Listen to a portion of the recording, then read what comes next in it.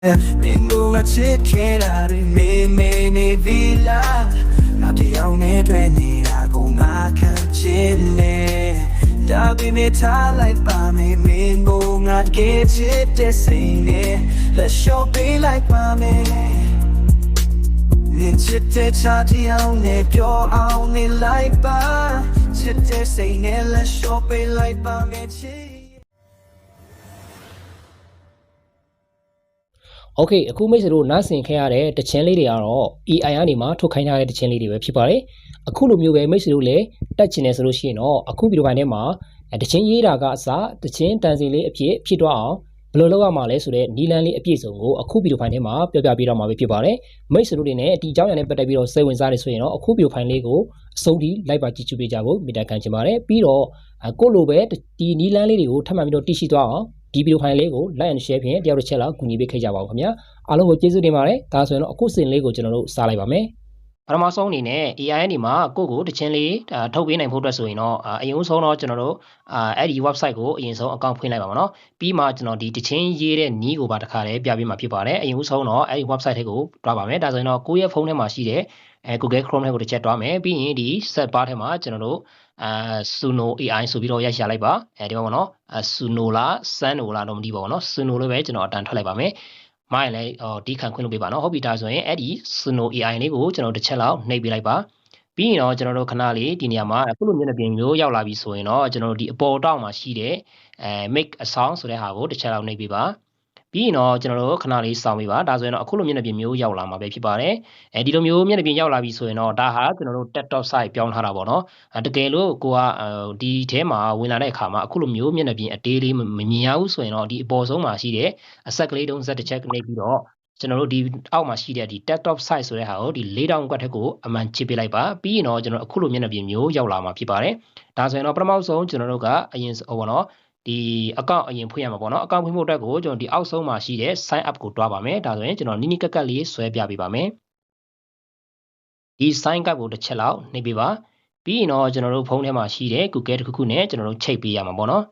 ်ပြီးရင်တော့အခုလိုမျိုးပေါ်လာမယ်ဆိုရင်တော့ကျွန်တော်ဒီအလဲမှာရှိတဲ့ Google နဲ့ကျွန်တော်တို့ချိတ်ပေးရမှာပေါ့နော်ဒါဆိုရင်တော့ကိုယ့်ရဲ့ဖုန်းထဲမှာရှိတဲ့ Gmail တစ်ခုနဲ့ရွေးချယ်ပြီးတော့ချိတ်ပေးလိုက်ပါဒီနေရာမှာကျွန်တော်ကြိုက်တဲ့ Gmail တစ်ခုနဲ့ချိတ်ပေးလိုက်ပါမယ်ပြီးရင်တော့ခဏလေးဆက်ပြီးစောင့်ပေးပါနော်ဒါမျိုးပေါ်လာပြီဆိုရင်တော့ကျွန်တော်ဒီအောက်မှာရှိတဲ့ continue ကိုတစ်ချက်လောက်နှိပ်ပေးပါဒါဆိုရင်တော့ကျွန်တော်တို့အကောင့်ဖွင့်တာတော့လွယ်လွယ်ကူကူနဲ့အောင်မြင်သွားပြီပေါ့နော်ဒါဆိုရင်အခုလိုမျိုးကျွန်တော်အကောင့်ဖွင့်ပြီးတော့ပြီဆိုရင်တော့ကျွန်တော်တို့တန်းပြီးတော့ကိုလိုချင်တဲ့တခြင်းလေးတွေကိုစပြီးတော့ထုတ်လို့ရပါပြီတခြင်းရေးနည်းကိုတော့ကျွန်တော်ခဏနေတင်ပေးပါမယ်အခုဆိုရင်ကျွန်တော်ရေးထားတဲ့ဟာကိုပထမဆုံးအနေနဲ့မိတ်ဆွေတို့ကိုကျွန်တော်ပြပြပါမယ်ဒါဆိုရင်တော့ကျွန်တော်တို့တခြင်းလေးတွေထုတ်စပြီးတော့ထုတ်မှဖြစ်တဲ့အတွက်ဒီတစ်ဖက်မှာစာကြောင်းလေးတုံကြောင်းရှိရဲအဲ့ဒါကိုကျွန်တော်အလေကတစ်ကြောင်းပေါ့နော် create ကိုတစ်ချက်လောက်နှိပ်ပြီးတော့ကျွန်တော်လုပ်ပါမယ်ဒါဆိုရင် create ကိုတစ်ချက်လောက်နှိပ်မယ်ပြီးရင်တော့ကျွန်တော်ဒီမျက်နှာပြင်ရောက်လာပြီဆိုရင်တော့ကျွန်တော်ဒီအပေါ်ဆုံးမှာpattern လေးနှစ်ခုရှိပါတယ် custom mode နဲ့ show line ဆိုပြီးရှိတယ်အဲ့နှစ်ခုလုံးကိုကျွန်တော်တို့ပွင့်ပေးပါနှစ်ခုလုံးကျွန်တော်ဖွင့်ပြတော့ပြီဆိုရင်တော့အခုလိုမျိုးပေါက်လေးကြာလာမှာဖြစ်ပါတယ်ဒီလိုမျိုးပေါက်လေးကြာလာပြီဆိုရင်တော့ဒါလေးကိုကျွန်တော်နီးနီးကပ်ကပ်လေးကျွန်တော်ဆွဲပြပေးပါမယ်ဒီမှာပေါ့နော်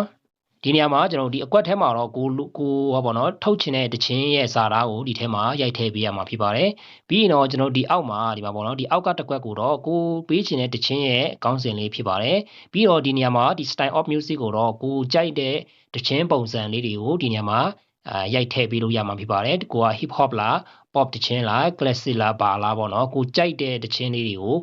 ုအမျိုးအစားကိုဒီနေရာမှာရိုက်ထည့်ပေးရမှာဖြစ်ပါတယ်ဒါဆိုရင်တော့ပထမဆုံးအနေနဲ့ကျွန်တော်ဒီနေရာမှာကိုရေးထားတဲ့ခြင်းလေးကိုစာသားလေးကိုကျွန်တော်ပစ်ချလိုက်ပါမယ်ဒါဆိုရင်တော့ကျွန်တော်ရေးထားတဲ့ဟာကအခုလိုမျိုးချလာမှာဖြစ်ပါတယ်ဒါမျိုးချလာပြီဆိုရင်ဒီနေရာကိုတကယ်လို့ကိုကတခြင်းလေးတွေရဲ့ဒီ light ပေါ့နော် light list လေးကိုပေါ့နော်ဟိုသူကခွဲပြီးတော့ပြစေခြင်းနေဆိုရင်တော့ကျွန်တော်ဒီအောက်မှာသူ့အောက်မှာရှိရဒီ generate like click ဆိုတဲ့ဟာကိုနှိပ်လိုက်မယ်ဆိုရင်တော့ဒီတခြင်းလေးကိုသူကခွဲပေးမှာဖြစ်ပါတယ်ဒါကတော့ကျွန်တော်ဒီတိုင်းပဲထားလိုက်ပါမယ်နော်ပြီးရင်ကျွန်တော်တခြင်းလေးရဲ့ခေါင်းစဉ်ကိုပေးလိုက်ပါမယ်တခြင်းလေးခေါင်းစဉ်ကိုဘယ်လိုပေးရင်ကောင်းမလဲဆိုတော့ဘယ်လိုပြောမလဲဆိုတော့ပျော်အောင်နေပါလို့ပဲကျွန်တော်လုပ်လိုက်ပါမယ်နော်ပျော်အောင်နေပါအဲ့လိုမျိုးပေါ့နော်ဒါကတော့ကျွန်တော်တူတူလေးကိုကျွန်တော်ရေးထားတာပါပြီးရင်တခြင်းလေးရဲ့အမျိုးအစားကိုပထမဆုံးကျွန်တော်ကဘာကိုပြမှာလဲဆိုတော့ဒီ hip hop ကိုကျွန်တော်တို့အရင်ဆုံးလောက်ကြည့်မယ်နော်SOP ပေါ့နော် hip hop ပေါ့နော်မှန်လားတော့မသိပါဘူးเนาะကျွန်တော်လည်းအဲ့လောက်ထိလည်းမကြွမ်းပါဘူးเนาะဟုတ်ပြီအခုလိုမျိုးကျွန်တော်တို့ဒီမှာစာဟောเนาะတချင်းရဲ့စာသားကိုလည်းပြီးပြီတချင်းရဲ့အမျိုးအစားနဲ့ဒီပြောင်းနေပါပေါ့ဒါတချင်းရဲ့ကောင်းစဉ်ကိုလည်းကျွန်တော်ပြီးသွားပြီဆိုရင်ကျွန်တော်တို့စပြီးတော့တချင်းလေးတွေကိုထုတ်ခိုင်းပါမယ်ပြီးရင်ကျွန်တော်ဒီနေရာမှာတချင်းလေးရဲ့အမျိုးအစားကိုလည်းကျွန်တော်ထပ်ခါပြောင်းပြပြီးပါเนาะအခုဆိုရင်ကျွန်တော်တချင်းလေးအရင်ဆုံးလုပ်လိုက်ပါမယ်ပြီးတော့ကျွန်တော်တချင်းလေးမထုတ်ခင်ပါမယ်ဆိုဒီဘေးနားမှာရှိတဲ့50 create ဆိုတဲ့ဟာကိုဒီမှာเนาะ creative ကိုမိတ်ဆွေတို့တစ်ချက်ကြည့်ပါဒီအောက်မှာသူကတရက်ကိုကျွန်တော်တို့အကြိမ်ရေ90ထုတ်လို့ရပါတယ်เนาะအခုဆိုရင်ကျွန်တော်ကဆက်စအသုံးပြုတာဖြစ်တဲ့အတွက်ဒီမှာအကြိမ်ရေ90ပြည့်နေတော့ပေါ့เนาะဒါဆိုရင်ကျွန်တော်တို့တစ်ကြိမ်စပြီးထုတ်ပါမယ် create ကိုနှိပ်မယ်ပြီးရင်တော့ခဏလေးစောင့်ပေးပါဒါဆိုရင်တော့ဒီမှာကျွန်တော်တို့ကိုအခုတူထုတ်ပေးနေပါပြီခဏလေးစောင့်ပေးပါတချင်းလေးတွေကျွန်တော်တို့စပြီးတော့နားထောင်လို့ရတော့ပါเนาะပြီးရင်ကျွန်တော်ဒီအခုကျွန်တော်တို့ထုတ်ထားတဲ့တချင်းကိုဒါတောင်းတဲ့နီလန်းလေးကိုပါတစ်ခါလေးပြပြီးမှာပါဒီနေရာမှာသူကတစ်ခါလေးလဲကြာတယ်တစ်ခါလေးလဲမြန်ပါတယ်เนาะဒါ internet line ပေါ်မူတည်ပြီးတော့ကြာကောင်းကြာနိုင်တယ်မြန်ကောင်းမြန်နိုင်တယ်เนาะဒီဒါဆိုရင်ကျွန်တော်ဒီနေရာလေးကိုတော့ကျွန်တော်နည်းနည်းလေးကြော်လိုက်ပါမယ်เนาะဗီဒီယိုဖိုင်အရန်ရှည်တော့မှာဆိုလို့ဒီနေရာမှာနည်းနည်းလေးကြော်လိုက်ပါမယ်เนาะဟုတ်ပါပြီဒါဆိုရင်တော့အခုကျွန်တော်ပုံစံလေးပြောင်းလိုက်ရတာပေါ့เนาะစောနာကတော့ကျွန်တော်တို့ဒီ screen recording နဲ့တခုတည်းလောက်ထားတာဖြစ်တဲ့အတွက်ဒီကျွန်တော်တို့ဒီတချင်းလေးတွေရဲ့ဒါစီလေးကိုနားဆင်ကြည့်လိုက်တဲ့အခါမှာကျွန်တော်တို့ဒီ record ထဲမှာသူကအတန်မပါဘူးပေါ့နော်ဒါကြောင့်မို့အခုလိုမျိုးကျွန်တော်ရိုက်တဲ့ပုံစံလေးပြန်ပြီးတော့ချိန်လိုက်ရတာပါဒါလေးကိုမိတ်ဆွေတို့နားလည်ပေးပါနော်အခုဆိုရင်ကျွန်တော်ဒီတူပေးရတဲ့ creative တောင်မှကုန်သွားတာပေါ့နော်အခုကျွန်တော်နေအရင်ကကျွန်တော်တုံးခဲတဲ့အကောင့်လေးကိုပဲပြန်ပြီးတော့အတုံးပြလိုက်တာပေါ့နော်ဒါဆိုရင်အခုကျွန်တော်ထုတ်ပြပေးမှာလဲဒီစောနာကကျွန်တော်တို့စပြီးတော့ဒါပေးချလိုက်တဲ့တခြင်းပါပဲဒီမှာပေါ့နော်တခြင်းရဲ့ကောင်းစဉ်ကိုလည်းကျွန်တော်တို့ပေးပြီးတော့ပါပြီเนาะပြောအောင်နေပါဆိုတဲ့တခြင်းလေးပေါ့เนาะပြီးရင်တူကိုလည်းကျွန်တော်တို့ဒါ generate လုပ်ခိုင်းပြီးပေါ့เนาะထုတ်ထားပြီးကျွန်တော်တို့အခုဆိုရင်ကျွန်တော်တို့နားဆင်ပေးဖို့ပဲကြံတာပေါ့เนาะဒီမှာအခုဆိုရင်ကျွန်တော်ရဲ့ဒီ creative ကဒါ40တော့40ပဲကြံတာပေါ့เนาะဒါ30တော့သူကနှုတ်ပြီးသွားပြီပေါ့เนาะဒီနေရာမှာသူကကျွန်တော်တို့ကိုတရက်ကို9ကြိမ်လုပ်ခိုင်းပါတယ်တစ်ကြိမ်လုပ်ရင်10ခုကုန်သွားပါတယ်တစ်ကြိမ်လုပ်ရင်တချင်းက2ပုတ်ရတာပေါ့နော်ဟုတ်ပြီဒါဆိုရင်တော့ကျွန်တော်တို့ဒါလေးကိုကျွန်တော်အခုဆိုရင်ကျွန်တော်ထုတ်ထားတဲ့ဟာပေါ့နော်နောက်ဆုံးဒီမှာပြောင်းနေပါဆိုတဲ့ကောင်းစဉ်လေးနဲ့2ပုတ်ပေါ့နော်ဒါဆိုရင်ကျွန်တော်တို့စပြီးတော့ကျွန်တော်ထုတ်ထားတဲ့တချင်းရဲ့အမျိုးအစားက hip hop ပေါ့နော်ဒါဆိုရင်ကျွန်တော်တို့စပြီးဒီတချင်းလေးရဲ့တန်စင်လေးကိုကျွန်တော်တို့တစ်ချက်လောက်နားဆင်ကြည့်လိုက်ရအောင်ပါနော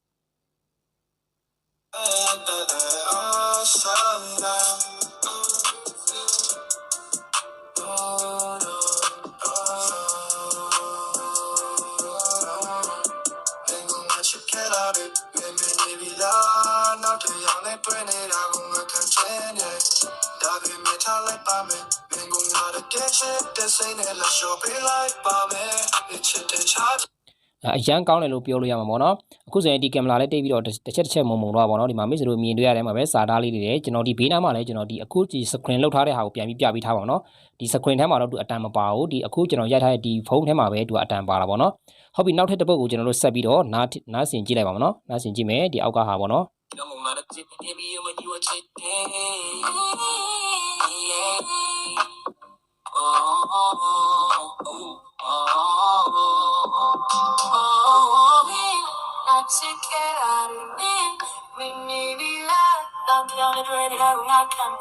ဒါဆိုရင်တော့အခုလိုမျိုးပဲဒါ hip hop design နဲ့သူကထွက်ပေါ့နော်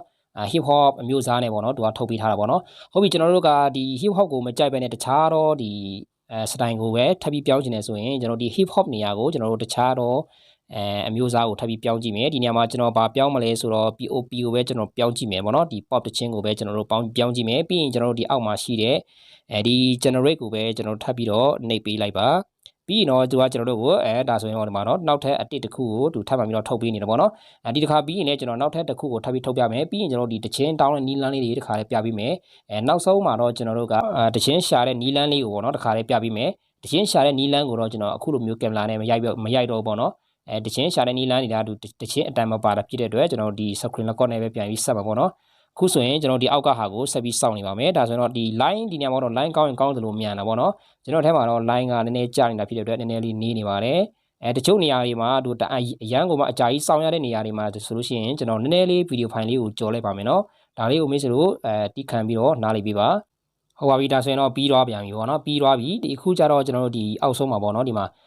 pop အမျိုးအစားနဲ့ကျွန်တော်တို့စပြီးတော့နားဆင်ကြည့်လိုက်ရအောင်ပါနော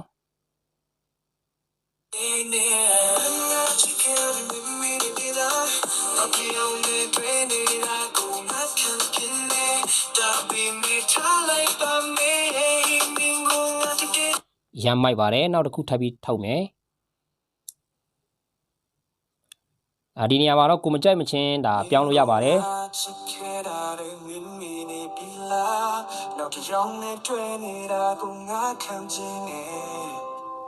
จะไปไม่ท้ายปลาไม่วิ่งหูงานเกจิตจะใส่เน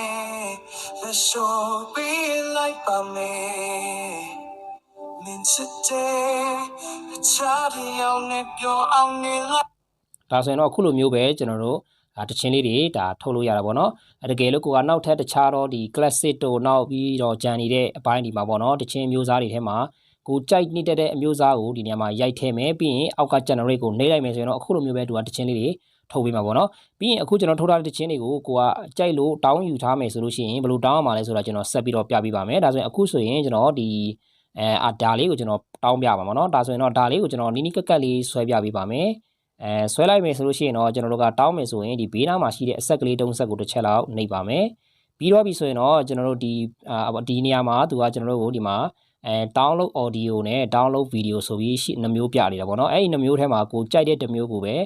download ယူလို့ရပါတယ်ဟိုက audio ကိုတောင်းမယ်ဆိုလည်းရတယ် video တောင်းမယ်ဆိုလည်းရတာပေါ့နော်ကျွန်တော်ဒီ video ကိုတောင်းပြပေးမယ်တောင်းမယ်ဆိုလို့ရှိရင်ခဏလေးစောင့်ပြီးပေါ့နော်ပြီးရင်ကျွန်တော်တို့ကဒီအပေါ်မှာဒါဆိုရင်ဒါမျိုးပေါ်လာပြီဆိုရင်တော့ဒီ download again ပေါ့နော်ဒါကတော့ကျွန်တော်တစ်ကြိမ်တောင်းပြီးသားမို့လို့ပေါ့နော်ပြီးရင်ကျွန်တော်ဒီ open ကိုနှိပ်ကြည့်ပါမယ်ဒီမှာပေါ့နော်အခုကျွန်တော်တို့တောင်းထားတဲ့တခြင်းလေးပေါ့နော်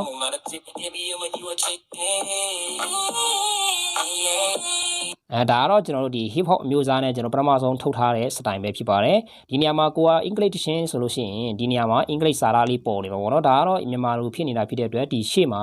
စာတန်းလေးမထိုးပေးပေါ့နော် English လိုဆိုလို့ရှိရင်တခါတည်းတန်းပြီးထိုးပေးပါတယ်နောက်ပြီးတော့ဒါလေးကိုကျွန်တော်တို့ပြီးသွားပြီပေါ့နော်နောက်ထပ်တစ်ခုကျွန်တော်ထပ်ပြီးတော့ပြပေးချင်တာကဒါကတော့တခြင်းတောင်းတဲ့နီးလေးတွေပါတခြင်းတောင်းတဲ့နီးတွေပြီးရင်တခြင်းထုတ်တဲ့နီးလန်းလေးတွေအကုန်လုံးမိတ်ဆိုတီးသွားပြီဆိုတော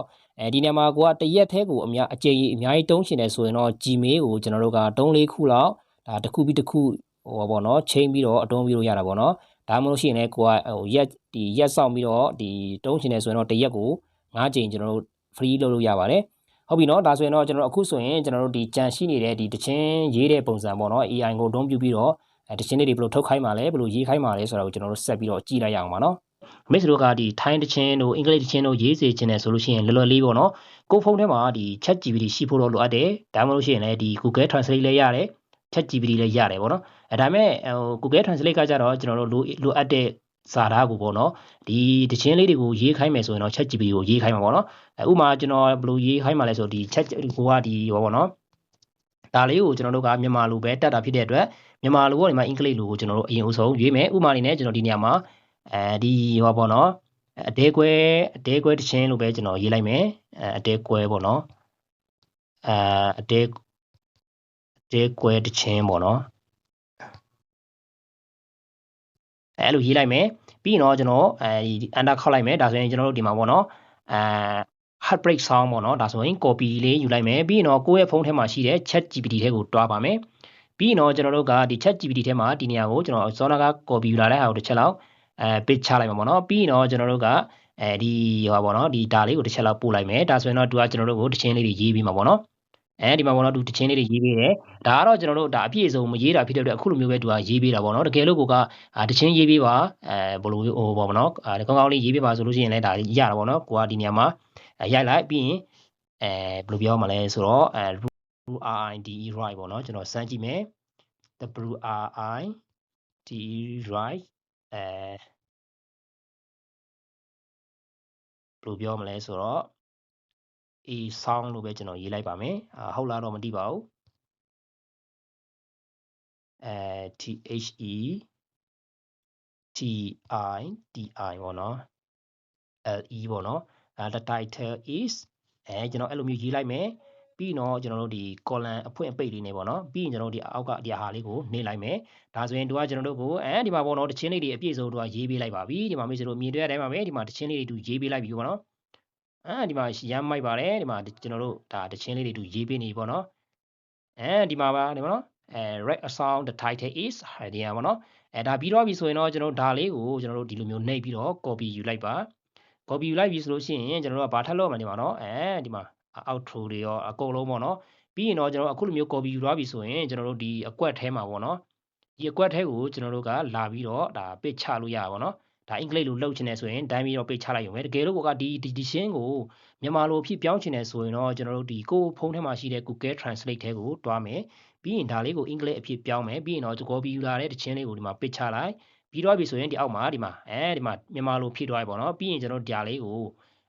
copy ယူလိုက်ပြီးရင်ဒီထဲကိုကျွန်တော်တို့ကလာပြီးတော့ပစ်ချလိုက်မယ်ဆိုလို့ရှိရင်တချင်းလေးဖြစ်သွားပြီပေါ့နော်ဒီမှာပြီးရင်ကျွန်တော်တို့ဒီအောက်မှာကိုလိုအပ်တဲ့အရာတွေပြီးရင်ကိုပေးချင်တဲ့ကောင်းစဉ်ရဲ့အကုန်လုံးပြည့်စုံသွားပြီဆိုရင်တော့ဒီအောက်က create ကိုနှိပ်လိုက်မယ်ဆိုလို့ရှိရင်တချင်းတစ်ပုတ်ကျွန်တော်တို့လွယ်လွယ်ကူကူတဲ့ဒါရရှိသွားပြီပေါ့နော်ဟုတ်ပြီခနေ့ဗီဒီယိုဖိုင်လေးကတော့မိတ်ဆွေတို့အတွက်အကျိုးရှိလိမ့်မယ်လို့ထင်ပါတယ်ဒါကြောင့်မိတ်ဆွေတို့လည်းဒီဗီဒီယိုဖိုင်ကိုကြည့်ပြီးတဲ့နောက်မှာကိုယ့်အတွက်အကျိုးတစ်စုံတစ်ရာရရဆိုရင်တော့ဗီဒီယိုဖိုင်ရဲ့ comment မှာ yes လို့ပဲဖြစ်ဖြစ်ဒီနောက်ထပ်သိချင်တာဒီလေးပဲဖြစ်ဖြစ်ပေါ့နော်ရှိတယ်ဆိုရင်တော့ဗီဒီယိုဖိုင်ရဲ့ comment မှာရေးပေးကြပါ